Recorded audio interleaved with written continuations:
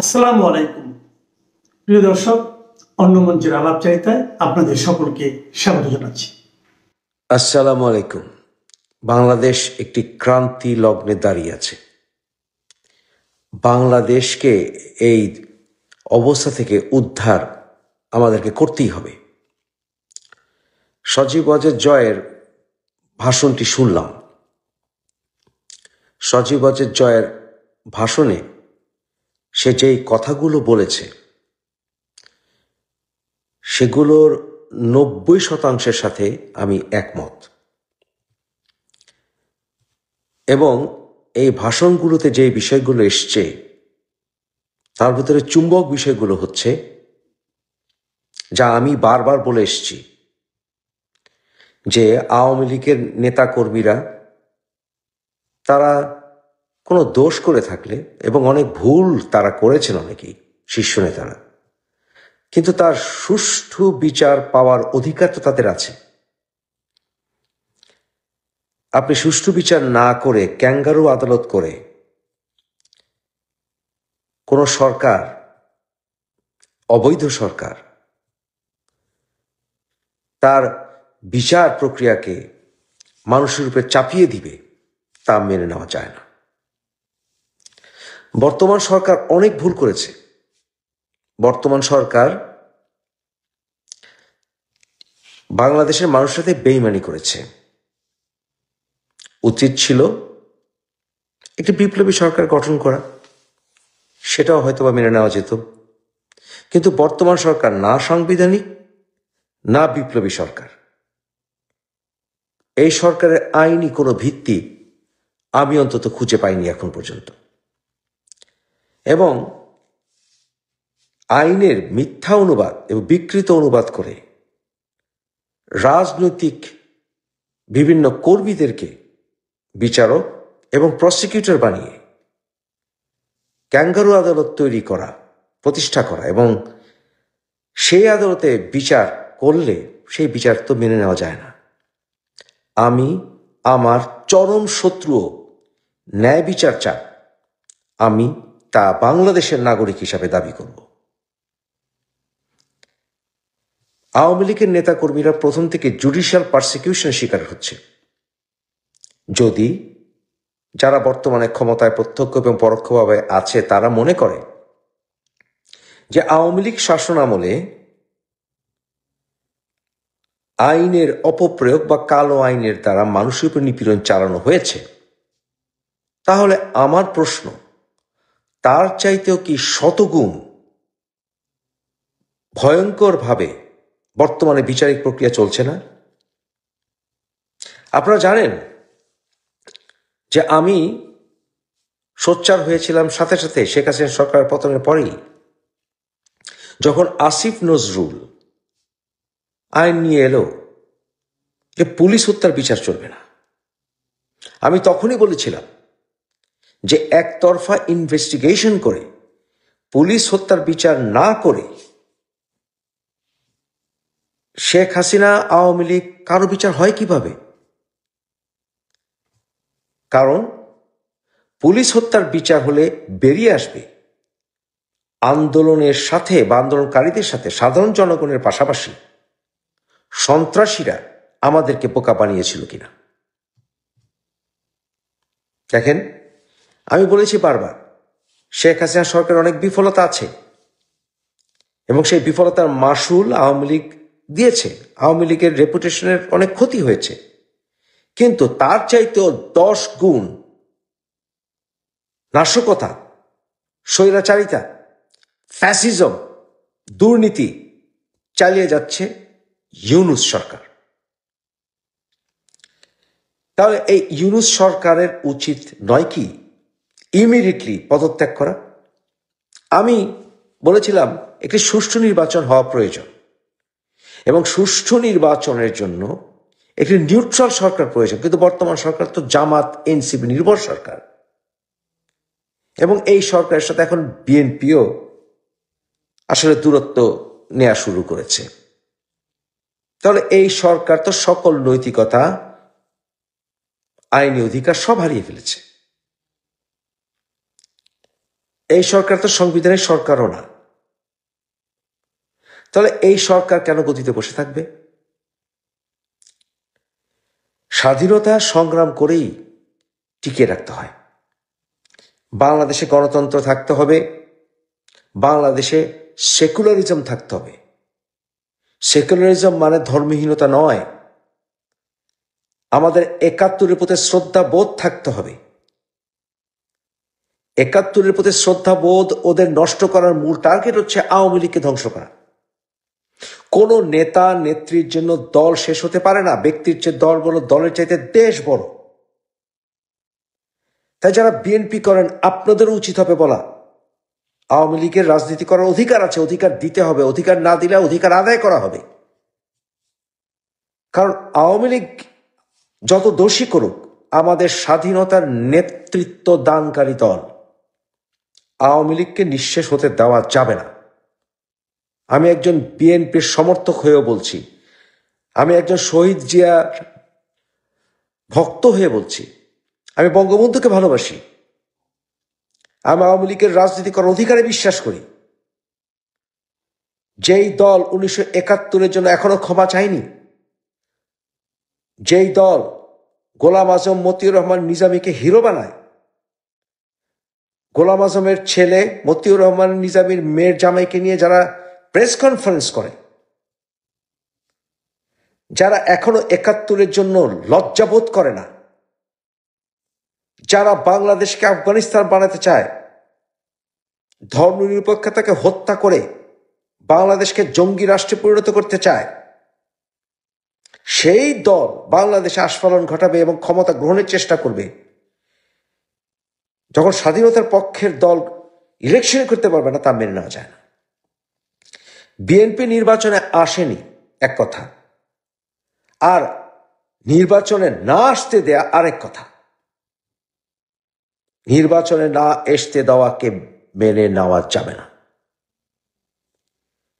তবে আজ ঢাকায় জায়গায় জায়গায় ককটেল ফুটছে, গন্ডগোল হচ্ছে,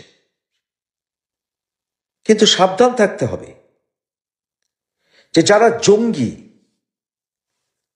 তারা কি এ সকল সন্ত্রাসী কর্মকাণ্ড ঘটিয়ে সাধারণ আওয়ামী লীগের নেতাকর্মীদের উপর দোষ চাপাতে চাইছে কিনা প্রমাণ করতে, যে আওয়ামী লীগ একটি সন্ত্রাসী দল। এই বিষয়ে তো সাবধান থাকতে হবে। কারণ ২৪-এ যারা আন্দোলন করেছিল তারা শুধু সাধারণ মানুষ ছিল, সাধারণ মানুষ ছিল অনেক, কিন্তু তাদের কোনো ব্যাকগ্রাউন্ডকে চেক করা হয়েছে? যারা বলেছে আমরা তো জঙ্গি আচরণ দেখেছি, একজন গুলি খেয়েছে, আরেকজন পাশে দাঁড়িয়েছিল, এগুলো নর্মাল আচরণ নয়। আমরা জয় বাংলা বললে আওয়ামী লীগের অ্যাক্টিভিস্ট হয়ে যাই না। জয় বাংলা স্বাধীনতার স্লোগান। আমরা ৭১-এর পক্ষে কথা বললে আওয়ামী লীগ হয়ে যাই না। আমাদের সাধারণ বাংলাদেশিরা জয় বাংলা বলবো, বঙ্গবন্ধুকে ভালোবাসবো, জিয়াকে সম্মান করব। এই করতে হলে আমাদের কোনো দলীয় ট্যাগ লাগানোর প্রয়োজন নাই।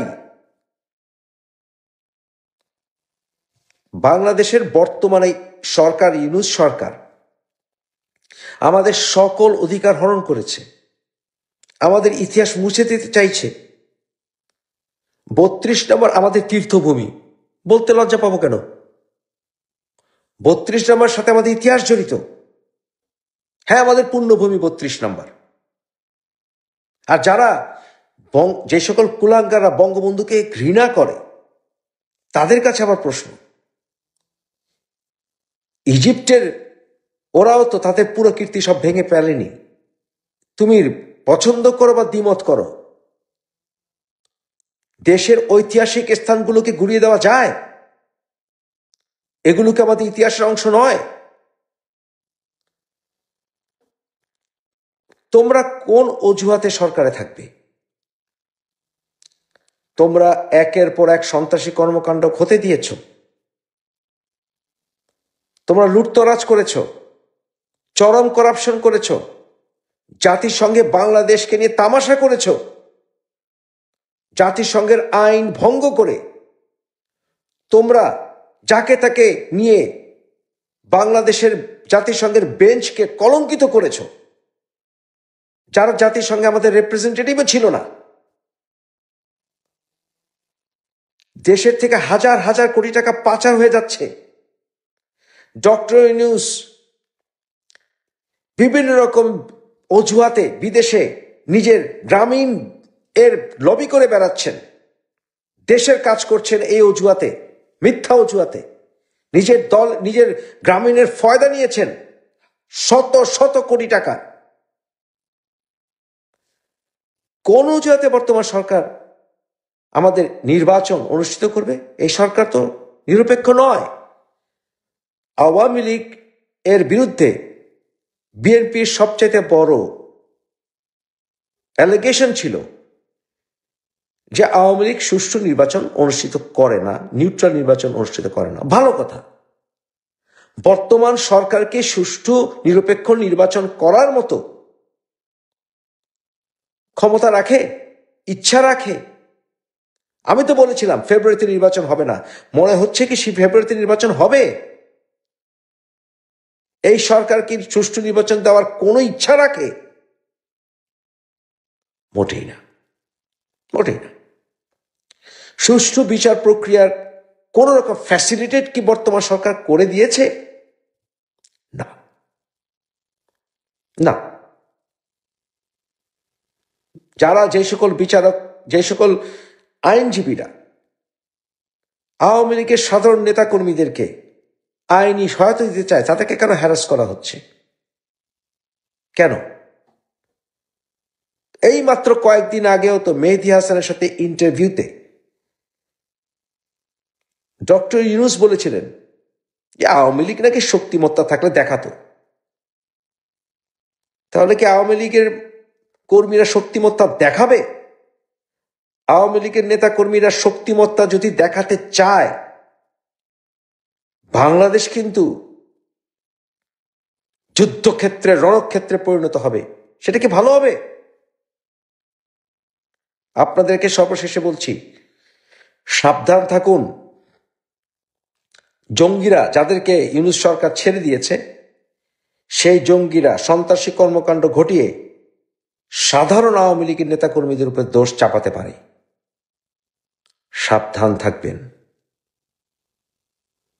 বাংলাদেশের গণতন্ত্র ফিরিয়ে আনতেই হবে, স্বাধীনতার শত্রুদের পরাভূত করতেই হবে। ডক্টর ইউনূসের মুসিবতটা হলো, উনি যখন বাংলাদেশের ক্ষমতা গ্রহণ করলেন তখন ওনার মাথার উপরে, তিনি দণ্ডিত মানুষ, এবং দেশের সাম্রাজ্য প্রসারের আগেই, দেশের সাম্রাজ্য প্রসারে হাত দেওয়ার আগেই তিনি তার সাম্রাজ্য থেকে তার গায়ের ময়লা ঝেড়ে ফেলতে চাইলেন। তার শত শত কোটি টাকার গভর্নমেন্ট ট্যাক্স ফাঁকি দেওয়ার অভিযোগ, তারপর তার সাজা মওকুফ, নানান বিষয়, মামলা টামলাগুলো সব ডিসমিস করা, এগুলো করে তাকে ক্ষমতা নিতে হলো দেশের কোনো কাজ করা ছাড়া। এবং এরপরে মানুষ আশা করেছিল ঠিক আছে, তিনি গঙ্গা স্নান মতন একটা কিছু হওয়ার পরে পবিত্র হয়ে তো বসেছেন আমাদের পবিত্র আসনে, এবার হয়তো দেশের সাম্রাজ্য প্রসারে মনোযোগ দিবেন। না, তিনি মনোযোগ দিলেন তার গ্রামীণ সাম্রাজ্য প্রসারে।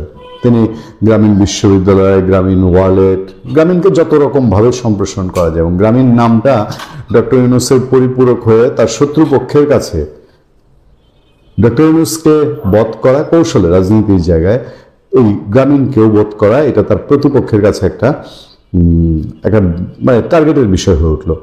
এবং সেই টার্গেটের ফলস্বরূপ কিনা এখন দেশে এখন এগুলো কে করছে, কারা করছে, বাংলাদেশের মানুষ অনেক কিছু অনেকে ধারণা করেন। তবে রাজনীতির ভিতরে তো রাজনীতির খেলা আছে। দেখেন না, মানে বিএনপির পক্ষ থেকে, বিএনপির আপনার স্থায়ী কমিটির সদস্য আমির খসরু মাহমুদ চৌধুরী, তিনি কি বলছেন, তিনি, আমি যখন যেদিন কথা বলছি 11 অক্টোবর 2025 প্রায় সন্ধ্যা নাগাদ বিকেলবেলায়, তখন তিনি বলছেন সন্ত্রাসী কর্মকাণ্ড শুধু আওয়ামী লীগ কেন, যে কেউ করতে পারে। এবং সোশ্যাল মিডিয়ায় নানান আলাপ যে আওয়ামী লীগ এখন সন্ত্রাসী কর্মকাণ্ড করে তার ফায়দাটা কি। যাক, সে ধরে নিতে হবে বাংলাদেশে আমরা তো এটা জাহির করতে পারি না যে আওয়ামী লীগও কোনোদিন এই জর্দার ডিব্বা ধরে দেখেনি। আওয়ামী লীগের লোকজন তো আর সেই একেবারে সতীসাধ্য মানুষ না, সেই জায়গা থেকে সবার ডাউট আছে। কিন্তু কোথায় যেন একটা কিন্তু ভাবে এত কিভাবে করছে আওয়ামী লীগ এত ধরার পরে। আচ্ছা, আমরা ছিলাম ডক্টর ইউনূসের সাম্রাজ্য নিয়ে, এবং এই সাম্রাজ্যে কিসের আসর পড়েছে ডক্টর ইউনূস নিজেই বোঝার কথা। তার বলে না যে পাপ মনে মনে কামড়ায়, তাকে প্রশ্ন করলে, ডক্টর ইউনূসকে প্রশ্ন করলে হয়তো উত্তর পাওয়া যাবে যে কেন হঠাৎ করে ওই নানান জায়গায় জর্দার ডিব্বা ফাটার খবরের পাশাপাশি আপনার গ্রামীণ ব্যাংকের খবর, মানিকগঞ্জে গ্রামীণ ব্যাংকের অফিসে রাতের বেলায় কারা যেন আগুন দিল। তার গ্রামীণের সেন্ট্রাল অফিস, যেটা মিরপুরে গ্রামীণের অফিস, সেইখানে দুইবার এক রাতে মোটরসাইকেল দিয়ে এসে ওই জর্দার ডিব্বা ফাটিয়ে চলে গেল। এবারের খবরটা আরো ডেঞ্জারাস, সব পত্রপত্রিকে প্রায় লিড করেছে অনলাইন ভার্সানে। ব্রাহ্মণবাড়িয়া গভীর রাতে পেট্রোল ঢেলে গ্রামীণ ব্যাংকে অগ্নিসংযোগ। এখন উনি গ্রামীণকে সিকিউর করেছেন তার ক্ষমতা আমলে, কিন্তু এই ক্ষমতা কতদিনের? এমনিতেই তো এটা একটা টেম্পোরারি সরকার, ইন্টারিম গভর্নমেন্ট, অন্তর্বর্তীকালীন। আর অন্তর্বর্তী বলতে আমরা যদি 5 বছর 10 বছর বুঝি, তো পৃথিবীতে খণ্ডকালীন, স্বল্পকালীন এই শব্দের সংজ্ঞাই তো পাল্টে যায়। কি হয়েছে? ব্রাহ্মণবাড়িয়া বিজয়নগরে গ্রামীণ ব্যাংকের চান্দুরা শাখায় জানালার কাঁচ ভেঙে পেট্রোল ঢেলে আগুন দিয়েছে দুর্বৃত্তরা। গতকাল মঙ্গলবার দিবাগত রাত 2টার দিকে এই ঘটনা ঘটে। এতে আসবাব ও কাগজপত্র পুড়ে গেছে, তবে ভল্টের টাকা লুট ও বড় ধরনের কোনো ক্ষতি হয়নি। গ্রামীণ ব্যাংকে প্রচুর টাকা থাকে, সুদের ব্যবসা, সুদের ক্যাশ টাকা থাকে, সেটা আপনারা সবাই জানেন, সেগুলো অক্ষত আছে। এটা একটা শুভ খবর, ভালো খবর। ডক্টর ইউনূস সাহেব নিশ্চয়ই এতে করে একটু বিপদেও একটু সন্তুষ্টি পাইতে পারেন যে আচ্ছা, জান গেছে, চোখটা তো বাচ্চা গেছে, এরকম আর কি। এই ঘটনায় থানায় সাধারণ ডায়েরি করেছে ব্যাংক কর্তৃপক্ষ। বিজয়নগর উপজেলার চান্দুরায় এই গ্রামীণ ব্যাংকের শাখার অবস্থান। ব্যাংকের পেছনে ডরমিটরিতে ব্যবস্থাপক সহ কয়েকজন কর্মকর্তা ও কর্মচারী থাকেন। গ্রামীণ ব্যাংকের চান্দুরা শাখার ব্যবস্থাপক কলিমুদ্দিন তিনি বলছেন যে মঙ্গলবার রাত 2:05 দিকে বাইরে থেকে জানালার কাঁচ ভেঙে পেট্রোল ঢেলে আগুন লাগানো হয়। নিরাপত্তা প্রহরী বিষয়টা বুঝতে পেরে আমাদের জানান। ব্যাংকের ভেতরে গিয়ে আগুন জ্বলতে দেখি আগুনে গুরুত্বপূর্ণ নথি, শীট, গ্রাহকদের পাস কার্ড, আসবাব, জানালার কাপড় পুড়ে গেছে। স্থানীয় মানুষের সঙ্গে নিয়ে আগুন নেভাই। পরে খবর পেয়ে ফায়ার সার্ভিসের লোকজন আসে। ব্যাংকের পেছনে রান্নাঘরের পাশে একটি চেয়ার রাখা ছিল। ধারণা করছে ওই চেয়ারের মাধ্যমে দুর্বৃত্তরা এসে কাঁচ ভেঙে পেট্রোল ঢেলে আগুন ধরিয়ে দেয়। আমি জানি না সিধেল চোর ভাড়া করেছে কিনা। এই ঘটনায় থানায় জিডি করেছি। বর্তমানে পরিস্থিতি স্বাভাবিক, সব কর্মকর্তা কর্মচারী কাজ করছে। তিনি সহ কয়েকজন ব্যাংকের পেছনে ডরমিটরিতে থাকেন, তাই দ্রুত আগুন নেভানো সম্ভব হয়েছে। আচ্ছা, ভালো খবর। তবে আমার কাছে একটু খটকা আছে যে আগুনে নথিপত্র, শীট, গ্রাহকদের পাস কার্ড, আসবাব, জানলার কাপড় পুড়ে গেছে। এগুলো আবার গ্রাহকদের কাছ থেকে কোনো কারণে বাড়তি সার্ভিস চার্জ, সুদের সার্ভিস চার্জ চেয়ে আবার গ্রামীণ এগুলা নিজেরটা গ্রাহকদের উপরে চালাবে না, তো তাদের কাছ থেকে নেয় কিনা, গ্রামীণের যে ক্যারেক্টার সম্পর্কে আমরা শুনি জানি আর কি। বিজয়নগর থানার ওসি শহীদুল ইসলাম তিনি বলছেন ব্যাংকে আগুনে গুরুত্বপূর্ণ নথি, ঋণের কাগজপত্র পুড়ে গেছে। ঘটনাস্থলে কয়েল জ্বলছিল, কিভাবে আগুন লেগেছে তা এখনো বলা যাচ্ছে না, পুলিশ তদন্ত করছে। ঘটনাস্থলে কয়েল জ্বলছিল, ওসি সাহেব বলছেন, কোচি সাহেব এইটা বলে কি মিন করছেন? কয়েল ওই রুমে কি কেউ থাকতো? মশা তাড়ানোর জন্য কয়েল জ্বলছিল, তাহলে তো ব্যাপারটা এরকম হয়। ওই যে আমির খুসরো মাহমুদ চৌধুরী বললেন যে শুধু এই কেন আওয়ামী লীগ কেন আগুন লাগাবে, আরো তো অন্যান্যরা লাগায়। আবার গ্রামীণের ভেতরে কোনো কাহিনী টাহিনী নাই তো, কয়েল জ্বলছিল ওসি সাহেব যেহেতু বলছেন। যাক, ডক্টর ইউনূস সাহেবের এই সাম্রাজ্য সবাই চেনে, সবাই জানে বাংলাদেশে। ডক্টর ইউনূস গ্রামীণ ব্যাংক পরিপূরক, এই বেচেই তিনি নোবেল প্রাইজ পেয়েছেন। ফলে আগামী দিনে যতদিন যাবে, উনি যদি এখন যে বিপ্লবী সরকারের জন্য তার প্রতি চাপ, তিনি নির্বাচন দিবেন না আরো আমৃত্যু 2-4-5 বছর অন্য কোনো ফরম্যাটে দেশ রসাতলে যাক, জাহান্নামে যাক, থেকেই যাওয়ার চেষ্টা করবেন। এইসব দেখে অন্তত তার গ্রামীণ সাম্রাজ্য, যেটার স্বপ্নে বিভোর হয়ে তিনি জীবন কাটিয়ে শেষ সময়ে এসে বাংলাদেশের মানুষের উপর দিয়েও দায়িত্ব নিয়েছেন বাংলাদেশের, আর ফুলে ফেপে বাড়িয়েছেন গ্রামীণ সাম্রাজ্যের পরিধি। তো সেই দিক থেকে কি অন্য কিছু হতে পারে? অবৈধভাবে আওয়ামী লীগের কার্যক্রম নিষিদ্ধ করে রেখেছে সরকার। আর আওয়ামী লীগ গত 16 মাস যাবৎ নিষিদ্ধ অবস্থায়, 16 মাস নয়, এই বছরের মে মাসে আওয়ামী লীগ নিষিদ্ধ হয়েছে। এই নিষিদ্ধ থাকবার পরেও আওয়ামী লীগ জেগে উঠেছে, জোরালোভাবে কার্যক্রম চালিয়ে যাচ্ছে। এবং আগামীকাল 13 নভেম্বর ঢাকা লকডাউনের ঘোষণা দিয়েছে আওয়ামী লীগ। এই কর্মসূচিকে কেন্দ্র করে বৃহস্পতিবার ব্যাপক নিরাপত্তামূলক ব্যবস্থা নেওয়ার ঘোষণা দিয়েছে ঢাকা মহানগর পুলিশ ডিএমপি। অন্যদিকে আওয়ামী লীগ নেতারাও জোরালোভাবে জোর দিয়ে দাবি করছেন যে পরিস্থিতি যাই হোক না কেন তারা এ কর্মসূচির মাধ্যমে ঢাকাকে বিচ্ছিন্ন করে দেবেন। এর আগে গত কয়েকদিনে ঢাকা সহ বিভিন্ন জায়গায় ককটেল বিস্ফোরণ ও বাসে অগ্নিসংযোগের মাধ্যমে নাশকতার জন্য আওয়ামী লীগকে দায়ী করছে সরকার ও আইন শৃঙ্খলা বাহিনী। পুলিশ বলছে এই ঘটনার মাধ্যমে মানুষের মধ্যে আতঙ্ক ও আশঙ্কা তৈরি হয়েছে। আসলে বাসে আগুন, ককটেল বিস্ফোরণ এগুলো কি আওয়ামী লীগ করছে কিনা সে ব্যাপারে আমি বাংলাদেশের একজন নাগরিক হিসেবে প্রশ্ন রাখতে চাই যে আওয়ামী লীগের আমরা এই যে এতদিন যাবত যে মিছিল হচ্ছে, বিভিন্ন জায়গায় ঝটিকা মিছিল হচ্ছে, কর্মসূচি হচ্ছে, কোথাও এখন পর্যন্ত জ্বালিয়ে দেওয়ার কর্মসূচি কিন্তু দেখিনি। এই জ্বালাও পোড়া আমরা আওয়ামী লীগ সরকার যখন ক্ষমতায় ছিল তখনই বিএনপি জামাত অগ্নি সন্ত্রাস করে কুখ্যাত স্বীকৃতি অর্জন করেছে।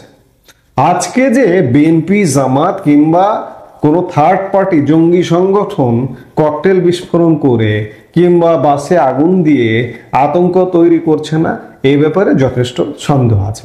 আমি প্রশ্ন রেখেছিলাম যে পুলিশ ঘোষণা দিয়েছে আওয়ামী লীগের লকডাউন থামিয়ে দেবে, আসলে কি পারবে? সত্যিকার অর্থে পুলিশের অবস্থা যদি দেখেন, পুলিশ কিন্তু প্রচন্ড দুর্বল একটা ভিত্তির মধ্যে দাঁড়িয়ে গেছে গত 16 মাসে। গত 5 অগাস্ট সময়কালে পুলিশের উপর বর্বরোচিত হামলা করে পুলিশ মেরে ফেলানো হয়েছে। তারপর থেকে পুলিশের মনোবলটা ভেঙে ফেলানো হয়েছে এবং পুলিশের এই মনোবল আর চাঙ্গা হয়নি। এই চাঙ্গা করবার যে দায়িত্ব, যে নেতৃত্ব, নেতার, পুলিশের সেই নেতা নেই। এই মুহূর্তে আপনি যদি পুলিশের মধ্যে দেখেন যে একদম টপ থেকে আইজিপি থেকে শুরু করে বিভিন্ন ইউনিট প্রধান, বিভিন্ন রেঞ্জ ডিআইজি কিংবা মেট্রোপলিটন পুলিশ প্রধান ইত্যাদি, তারা কিন্তু অপেশাদার, অনভিজ্ঞ। তারা একটা পর্যায়ে আছে না যে একটা পর্যায়ে দায়িত্ব পালন করে এখানে গেলাম। এই মুহূর্তে এমন ইউনিট প্রধানও আছেন যিনি একটা জেলাও চালাননি, তাকে দেওয়া হয়েছে মেট্রোপলিটন পুলিশ কমিশনার কিংবা রেঞ্জ প্রধান, রেঞ্জ ডিআইজি দায়িত্ব দেওয়া হয়েছে। অনভিজ্ঞতার কারণে নানা রকম বিকৃতি ঘটনা ঘটছে, বিকৃতি কথাবার্তা বেরিয়ে আসছে। এই যে আপনারা দেখলেন যে গতকালকে সিএমপি চট্টগ্রাম মেট্রোপলিটন পুলিশের কমিশনার ডাইরেক্ট ব্রাশ ফায়ার করবার হুমকি দিয়েছেন। এটি কি কোনো পেশাদার, পেশা সুলভ কথাবার্তা, পেশাদার আচরণ নয়। শীর্ষ নেতৃত্ব আসলে অনভিজ্ঞ এবং অপেশাদার। এই অনভিজ্ঞ অপেশাদার নেতা দিয়ে পুলিশকে একটা কন্ট্রোল, একটা শৃঙ্খলা বাহিনী আমরা আজ থেকে 1.5 বছর আগে বা তার আগে যেটি দেখেছি, সেই জায়গাটায় পুলিশ নেই। সর্বস্তরে পুলিশের মধ্যে চাকরি নিয়ে এখন একটা বিতৃষ্ণ এসে গেছে, সংশয় এসে গেছে। কারণ 5 আগস্ট পরবর্তী সময়ে বহু পুলিশ অন্যায়, একদিকে তাদের উপর হামলা হয়েছে, আহত হয়েছেন, নিহত হয়েছেন, অনেকের চাকরিচ্যুত হয়েছেন, অনেকে এখনো পর্যন্ত টেনশনে আছে যে কোনো সময় চাকরি না চলে যায়। এই যে গাজীপুরের মেট্রোপলিটন পুলিশ কমিশনার, তাকেও বলা হতো বর্তমান ব্যবস্থার পক্ষের মানুষ, কিন্তু আপনারা দেখলেন যে 2 দিন আগে তাকে চাকরি থেকে বরখাস্ত করা হয়েছে। এই কারণে চাকরি হারানোর ভয়ে ভীত পুলিশ। এই পুলিশ আওয়ামী লীগ যদি সত্যিকার অর্থে, নেতারা যেভাবে বলছেন যে সত্যিকার অর্থে যদি রুখে দাঁড়ায় কিংবা এই যে অবৈধ অন্যায়ের বিরুদ্ধে সংগঠিত হয়ে ঢাকায় আসতে পারে, পুলিশের পক্ষে সম্ভব না। আরো ইতিবাচক দিক আছে, দেখুন সেনাবাহিনী মাঠ থেকে 50% গত 5 নভেম্বর থেকেই উঠে গেছে। 30,000 মাঠে থাকতো সারা বাংলাদেশে, এখন 15,000-এরও কম সেনা, নৌ, বিমান, বিভিন্ন বাহিনী যে মাঠে ছিল। এবং গতকালকে এই যে সীমিত যে বাহিনীটা আছে বাহিরে, গতকালকে নতুন করে আবার ম্যাজিস্ট্রেসি পাওয়ার জারি হয়েছে। এটি জারি হওয়ার কথা ছিল না, এটা হবে কিনা এমন দ্বিধাদ্বন্দ্ব ছিল, এমন আলাপ আলোচনা ছিল, কারণ সেনাবাহিনী পুরোটা উঠে যাওয়ার কথা। আপনারা শুনেছেন যে সেনাবাহিনী সিদ্ধান্ত নিয়েছে যে একতরফা কোনো নির্বাচনে সেনাবাহিনী সহযোগিতা করবে না। সেই জায়গায় সেনাবাহিনী আস্তে আস্তে আসলে উঠে যাবে। কিন্তু গতকালকে অনেক দেন দরবার করে, অনেক রিকোয়েস্ট করে আবারও ম্যাজিস্ট্রেসি পাওয়ার, এবং এটি ব্যতিক্রমী। গত 1.5 বছরে প্রায় 2 মাস করে সেনাবাহিনীর ম্যাজিস্ট্রেসি পাওয়ার বাড়ানো হতো, কিন্তু গতকালকে বাড়ানো হয়েছে 3.5 মাসের জন্য, আগামী 28 ফেব্রুয়ারি পর্যন্ত। আজকে থেকে 28 ফেব্রুয়ারি পর্যন্ত ম্যাজিস্ট্রেসি পাওয়ার নিয়ে সেনাবাহিনী মাঠে থাকবে। ধরে নেওয়া হচ্ছে যে ফেব্রুয়ারির প্রথমার্ধে নির্বাচন হবে, নির্বাচন হয়ে নির্বাচন পরবর্তী সহিংসতা হবে। সেই সহিংসতা কালেও কমপক্ষে 15 দিন যাতে সেনাবাহিনী মাঠে থাকতে পারে, এই জন্য আগামী 28 ফেব্রুয়ারি পর্যন্ত ম্যাজিস্ট্রেসি পাওয়ার ঘোষণা করা হয়েছে। কিন্তু ফেব্রুয়ারিতে নির্বাচন হবে না। এই যে 3.5 মাস সময়, এর মধ্যে 1 সপ্তাহ পরে ঘটতে পারে, 1 মাস পরে ঘটতে পারে, ভিন্ন ঘটনার আভাস আমরা পাচ্ছি বিভিন্ন ক্ষেত্র থেকে। পুলিশ আছে, সেনাবাহিনী ম্যাজিস্ট্রেসি পাওয়ার নিয়ে সীমিত সংখ্যক আছে, এবং আজকে যেটি জানা গেল যে ঢাকা এবং ঢাকার আশপাশে বিজিবি নামানো হয়েছে। এতে কোনো আতঙ্কিত হওয়ার কিছু নেই যে ককটেল বিস্ফোরণ, যানবাহনে অগ্নিসংযোগের ঘটনার মতো তৎপরতা রোধ এবং নিরাপত্তা নিশ্চিতে রাজধানী ও আশপাশের এলাকায় বিজিবি মোতায়েন করা হয়েছে। আজকে বুধবার সকালে বিজিবি সদর দপ্তরের জনসংযোগ কর্মকর্তা গণমাধ্যমকে এই বিষয়টি নিশ্চিত করেছেন। রাজধানীতে 12 প্লাটুন ও ঢাকার আশপাশের জেলায় 2 প্লাটুন সহ মোট 14 প্লাটুন বিজিবি মোতায়েন করা হয়েছে। 1 প্লাটুন মানে সর্বনিম্ন জনবলের যে ইউনিটটা, বিশেষ করে আর্মি কিংবা বিজিবির সেই ইউনিটটা, এই ইউনিটে ম্যাক্সিমাম 30-40 বা 50 জন ম্যাক্সিমাম সদস্য থাকে। তাহলে 12 বা 14 প্লাটুনে কতজন সদস্য থাকতে পারে তাহলে চিন্তা করুন। তারা মোবাইল ডিউটি পালন করবে। সব কথার শেষ কথা, পুলিশ সক্রিয় নয় সত্যিকার অর্থে। সেনাবাহিনী অর্ধেক উঠে গেছে, খানিকটা আছে। বিজিবি 12 প্লাটুন রাজধানীতে।